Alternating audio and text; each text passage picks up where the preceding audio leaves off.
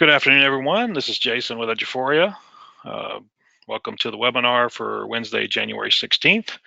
Got a couple things to cover for you today about some enhancements that we're working on.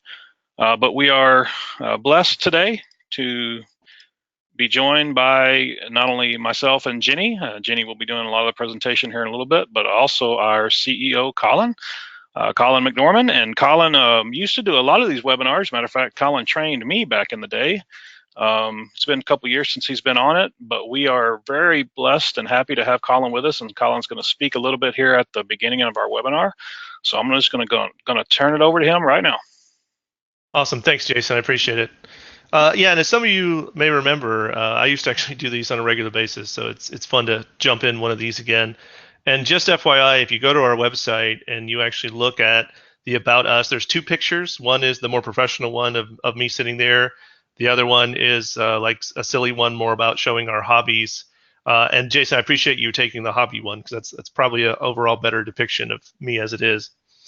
But as getting to the more point of why I'm here, many of you saw me, if you went to the regional events, do the actual keynotes. I actually traveled around to almost every regional event and did the keynote because I want everyone to have more of an opportunity to hear, not just from Jason and Jenny, who are way smarter than me about how Aware works by this point, but also to hear from me and some of the other leadership members of the organization to know how are we thinking about things? Where do we want the organization to go in certain directions? What are we focused on? What do we see as major things that Eduphoria needs to address? What do we see as interesting things in education that we might be able to assist with and tackle, etc.? Where do we stand on key issues? And so I want to join into this webinar. I know we're talking about Aware and some of the new things we're working on, but I want to take just a couple of minutes to give everyone some insight and some transparency into what do I see as some major priorities that we need to address and that we're actually currently working on. Give you just a little bit of overview of what that means. We'll be sending out some more detailed information later around some of these things, but I wanted to at least let you hear from me directly on this is a priority to me. This is why I think it's important, and this is something that we're going to be focusing on over time. So the two things I want to talk about today is talking about first some of the performance issues that some of you have experienced, how we're looking at our infrastructure and how we develop code and how we measure our success in building code. And then secondarily, I also want to talk about the test authoring beta, how we're allocating resources to it, at least in a general sense, and where we see that going in the future. So backing up to performance issues, I want to make sure that when I'm talking about a performance, we're really removing that word. And I really want to shift the vernacular to talking about your experience with our product. It's easy sometimes when we get into the technical weeds to look at things like uptime and number of database connections and how fast we can restore a backup. What kind of redundancy do we have? If a hurricane hits Virginia, can we replicate the infrastructure in Oregon and how long that takes? How much total storage do we have? And even things like, how much security layers do we have to make sure that, no student social security is removed? And those are all very important things. Absolutely. And our infrastructure and our engineering teams definitely pay a lot of attention to those things. But those are individual metrics. And those are sometimes usually just worst case scenario type things. And what I'm recentering a lot of our focus on and what we've been working on really since the end of last year all the way through this year and we'll continue to work on is what's the actual experience though? Day to day, week to week, what's the experience that the people building tests are having? What's the experience that principals are having as they're putting in walkthroughs? What's the experience that students have? They take an online assessment. That was a major moment in time issue that some of you experienced right before winter break. But I want to be clear that from an organizational standpoint, that this is something we see that's not a moment in time. It's an overarching thing that we need to focus on. And it's an ongoing mission that we need to maintain and continually improve. Right now, our team has an ongoing focus on performance monitoring, and both our Chief Operating Officer and our Chief Technology Officer, or in short, CEO, COO, and CTO, are working across multiple teams to ensure that we have more transparency around improvements. So these are ways in which as we're building new code and as we're maintaining existing code, these are ways in which we're improving those processes and the quality of what we're producing. Also around contingencies. So how can we step in when there are certain either extreme loads or extenuating circumstances, et cetera, et cetera. And also more robust stress testing and measurement tools that we can use to prepare for peak utilization, to prepare for perfect storm type events, which is a lot of what occurred if you follow a lot of the series of things we've already announced and sent out in articles and things, talking about what occurred right before winter break.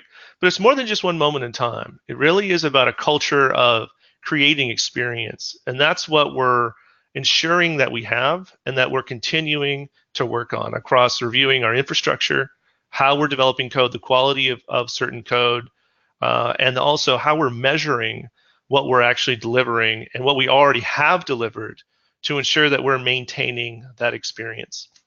Because in me, it really comes down to that we're providing educators that we work with and that we partner with the right tools. And that's very important. That's some of what Jason and Jenny are going to talk about today, but also the right experience so that you are able to make the most of those tools.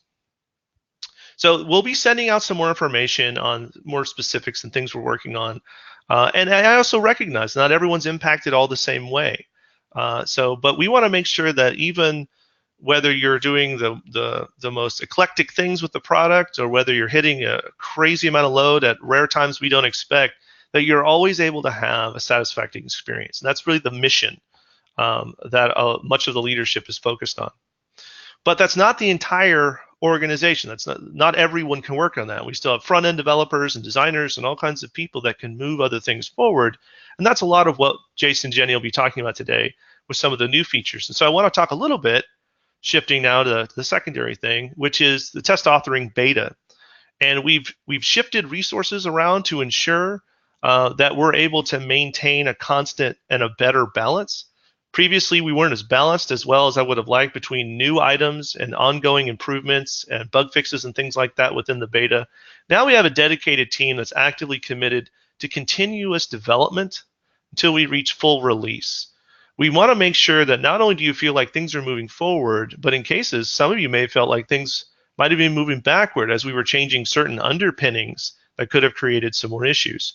So I want you all to know that no pun intended, I'm fully aware of where we're at and what we're doing, and that we're shifting, I believe, in a better direction of that continuous development to ensure that there's a consistent trajectory or vector that's moving forward. And so keep that in mind as we're going through a lot of what Jason and Jenny are going to be sharing, that this is not all we're working on. We're heavily invested and heavily focused at some of our best talent and leadership level on creating that ideal experience and moving the bar much, much higher and moving the code base forward in that regard. And also just specifically within the beta, ensuring that that as well is treated like the rest of our code base, and ensuring that we're dedicating resources there because it's a tool that's in your hands that you guys want to be able to use. And I reflect back to a lot of the webinars I've done and the face-to-face time I've had with some of you and the even trainings I did back in the day.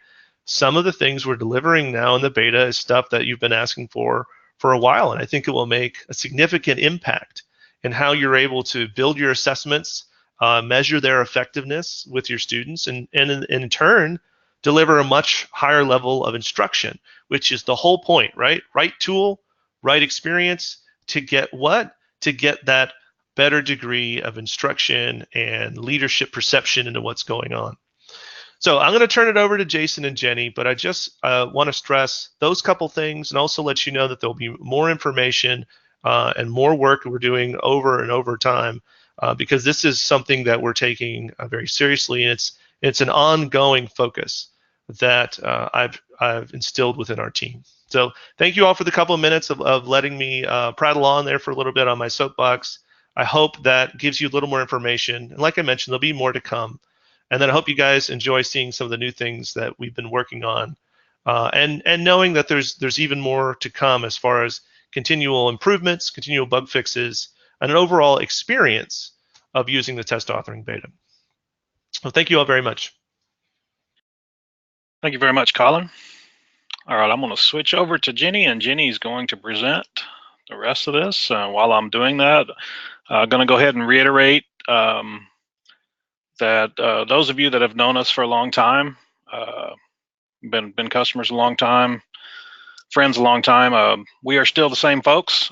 We all used to be, especially on our instructional side, training side of things, and also our account management side of things, are all folks that were in your seats. And so it's encouraging to know for us, and it should be hopefully encouraging to know for you guys, that our upper leadership team does listen. And obviously we are taking steps to always improve. And so I appreciate Colin taking his time to share with you all and to us. All right, Jenny, go ahead. Okay, so I've made a list here of just current projects we're going to look at today. These are this as Colin said earlier, these aren't all of the projects that we're working on. Of course, beta is continually being worked on, but these are some additional things that you may not have seen or that we've had recent inquiries about that we wanted to talk about today. And so we'll go ahead and get started on that. Oh, let's do it that way.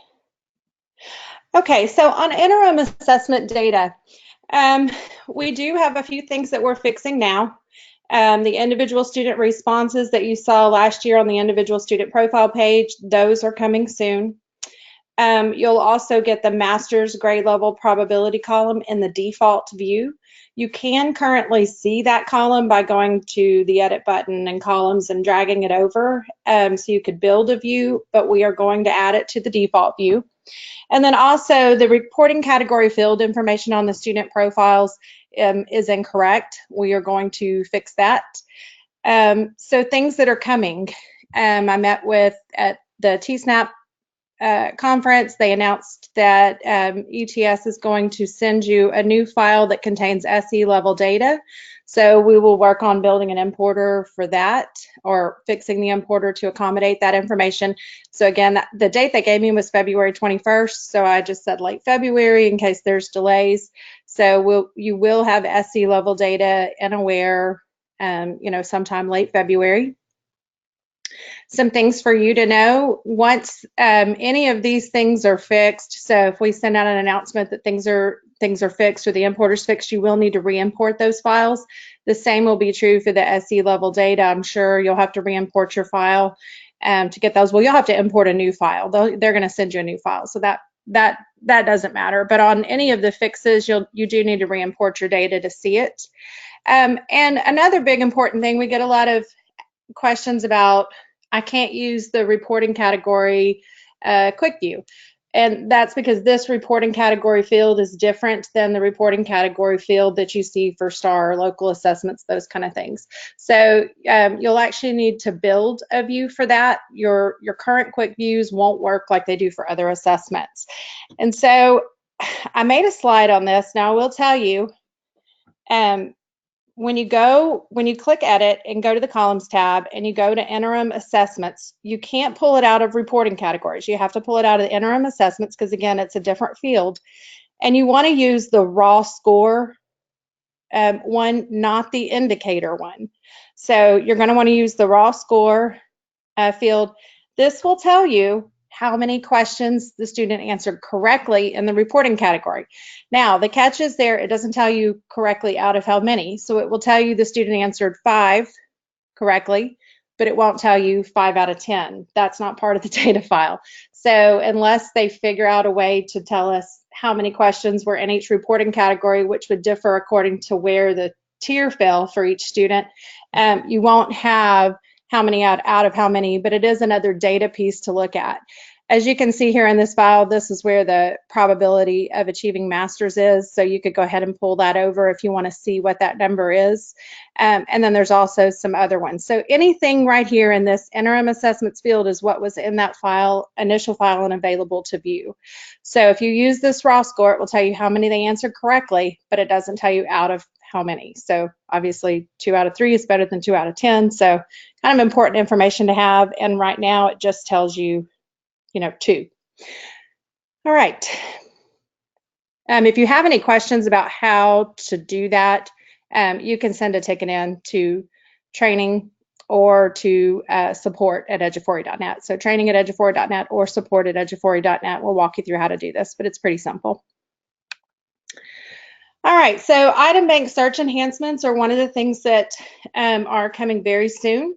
So you will, in beta, be able to search by unit number or star 2015 or by keywords. There are some enhancements to the way keywords work. You're also going to be able to view the item number and the tags that are available for each question. So the way it will work is when you click the search, the blue plus, and then search item bank in beta, you're going to get a select all standards. You're going to get a select all standards option. And once you get the select all standards option, you'll be able to go in and search for the keywords. So basically, if I hit select all standards, it's going to search for all questions, all item banks, all standards. And then within that search, I'll be able to refine by the assessment that I'm searching for or question, category that I'm searching for. And within that, you're going to get an item ID and the way the questions are tagged, which will help with future searches. We thought it was important to include this. Our item bank vendors are tagging these. There have been some issues in the way people search for questions and the way the item bank vendors have tagged, so that may delay things. We have to get kind of everybody on the same page as far as that's concerned, as what keywords will work and how will they work. But just know that this is in the works. It's something we're currently working on for your item bank searches within beta. Jason, do we have any questions about that?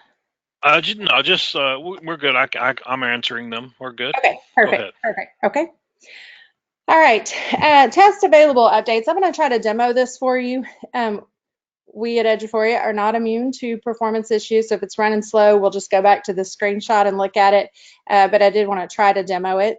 So under the test available tab, instead of the normal view where the test available for teachers were across the top, they'll be listed vertically here. And you'll be able to actually select an icon here next to the test title. So print answer docs, use response pads, enter answers, and the new one is online test proctoring. So you'll be able to select the option that you're using for testing right here next to the test type. So if I go ahead and turn this one on for proctoring, I'm just going to select that.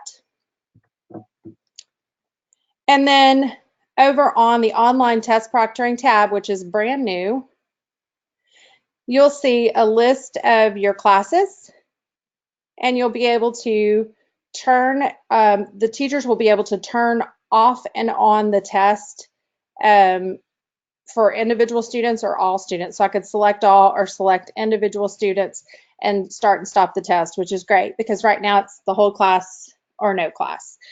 So being able to start and stop for certain students is great. You're going to get this force submit option too. So teachers will be able to submit for students if they did not actually turn their test in for grading. Some things that will eventually be added here is what we've shown a lot of y'all at conferences and whatnot is the progress bar. So what question they're on, start and stop time, those kind of things are features that are going to be added down the road. But in the initial release, they're going to get the proctoring screen here. So you'll be able to start, a test for, again, one student or all students, which is really nice. So any questions about that, or you got them, Jason? Or any questions you want to share? No, just some questions about our interim files. Obviously, guys, like Jenny started with, we do know that there are some things missing or whatever. Those are being addressed. And so as those updates come out, one thing that can guarantee that some of the things you might be asking for are part of those. If you do see something, submit a ticket. Submit a ticket to support@eduphoria.net or training@eduphoria.net. Most likely, we already have it from someone else, I'm sure, but that that is a good way for us to not only track it internally, but also escalate that internally that becomes part of the project of doing things. I'm fairly comfortable that we have probably all the information we need right now. Obviously, we know that the student expectations, as Jenny said, are coming later in February. But other than that, I think we're probably okay right now with the things that we know that are missing.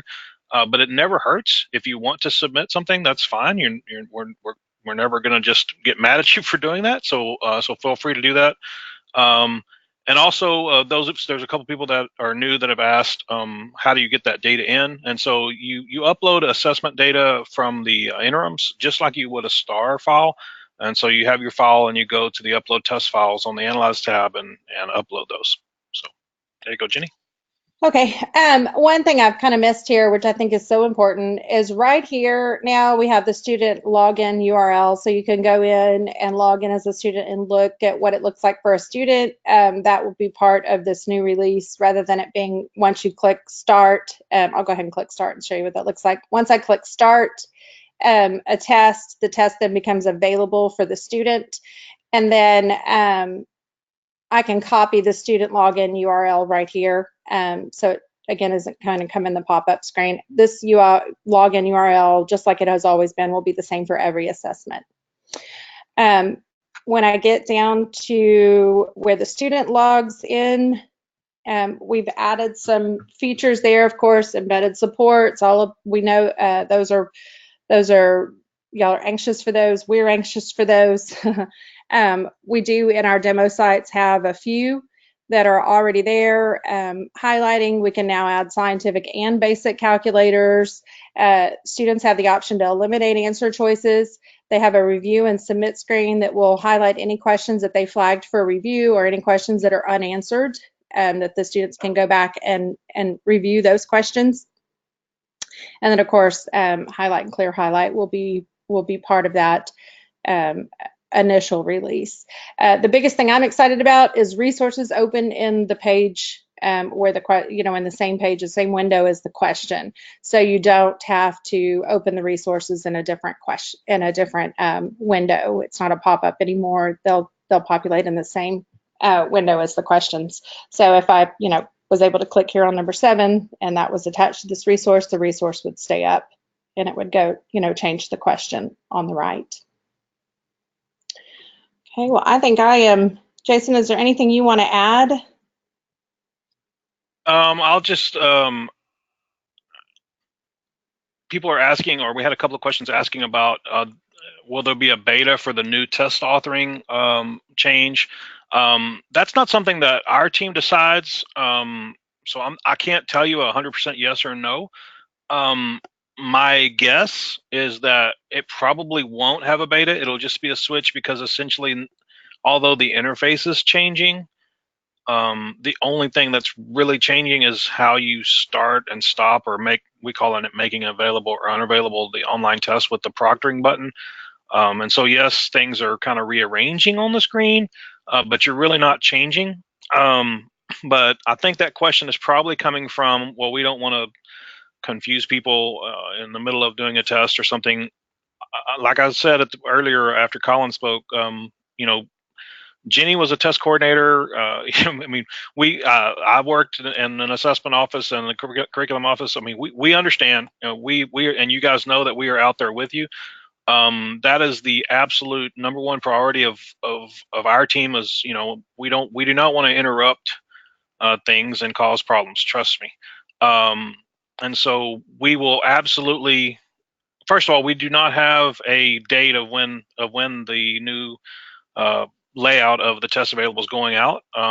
We don't have a date for that, so we can't share it. But before we do that, well in advance, you will know.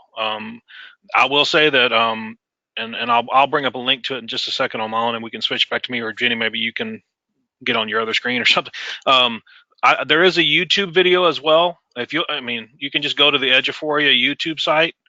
I made a 5-minute YouTube video, which essentially most of it is side by side showing the old test available with the current test available with what the new is, and so that if you want to share that out to your team, to your teachers or whatever. Obviously, it's a YouTube video, so anybody can go watch it. Please feel free to do that. I'm probably the most conservative on our team about changes. I really am scared about changes a lot of times because I've been doing this a long time. This one right here, I really don't expect to be a bad change. I think it's very intuitive. And you guys might be saying, well, you don't know my teachers. Well, we've all been there. I support folks like that too, so I understand. But please, we're doing all we can to prep for that. And so that video has been out there for a while. It's 2 months old, as you see. And so it's 5 minutes. And I know we try to keep things less than 5 minutes so people will watch it. But please share that with your folks so that we can prepare them as much as we can. But I don't think that there's going to be a beta for that because it's not doing something new like building a test in a new way. It's doing the same thing you're doing. It's just doing it in a different location. It's essentially preparing for the new online testing stuff and the proctoring, and so that's really the only change. Printing answer documents, the button's going to be it's going to be in a more intuitive place. A window's going to pop up with your classes instead of having that little wizard on the right when you print answer documents. So it's really doing the same thing. It's just actually going to be better, and I think that YouTube video will explain that. So please watch that and share that with your whole staff that needs it. And so when that comes out, it's not going to be an overnight thing. Like we're going to say, ha, we released it last night and you didn't know. You'll have well in advance notification of when that's going to come. We just don't have it right now to share with you. Right. So again, to get to the video, if you'll click on help anywhere, go to training and webinars. It's video training on demand. And then this link takes you to our YouTube channel.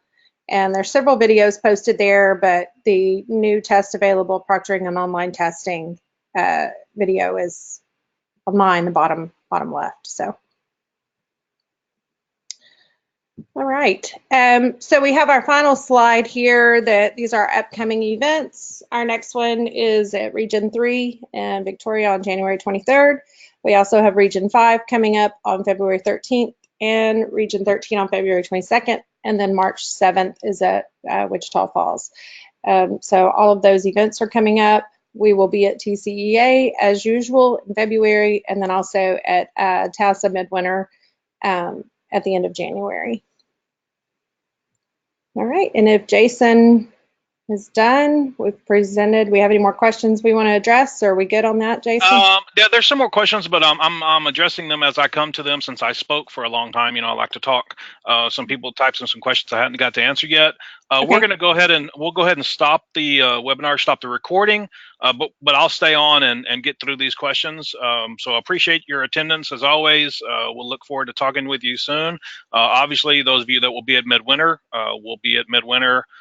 Those of you that will be at TCEA will be at the booth there at TCEA. Obviously, y'all come by and say hi. All right. Thank you. Y'all have a good week.